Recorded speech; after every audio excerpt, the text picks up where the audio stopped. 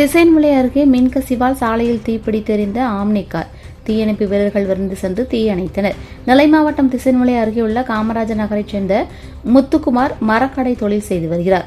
இவர் மதியம் திசைன்மலையிலிருந்து ஏமன்குளம் செல்வதற்காக தனது நண்பரிடமிருந்து ஆம்னி வேனை வாங்கிக் கொண்டு அதில் குடும்பத்தினருடன் சென்று கொண்டிருந்தார். வாழைத்தோட்டம் கிராமம் அருகே சென்று கொண்டிருந்த ஆம்னி வேனில் திடீரென மின்கசிவால் டிரைவர் இருக்கையின் அடிப்பகுதியில் இருந்து தீப்பிடித்து எரிய தொடங்கியது. மளமளவென வேன் முழுவதும் பரவியது. இதனை கவனித்த முத்துக்குமார் உடனடியாக வாகனத்தை நிறுத்தி தன்னுடன் பயணத்தில் இருந்த தாயார், அக்கா மற்றும் அக்காவின் மகள்கள் உள்ளிட்ட 6 பேரையும் விரைவாக வெளியேற்றினார். தகவல் அறிந்த தீயணைப்பு படையினர் சம்பவ இடத்திற்கு விரைந்து வந்து தீயை அணைத்தனர். எனினும் வேன் முழுவதும் எரிந்து சாம்பலானது. சென்று கொண்டிருந்த வேனில் திடீரென தீப்பிடித்த சம்பவம் அப்பகுதியில் பரபரப்பை ஏற்படுத்தியது. இதுகுறித்து திசைன்மலை போலீசார் வழக்கு பதிவு செய்து விசாரணை நடத்தி வருகின்றனர்.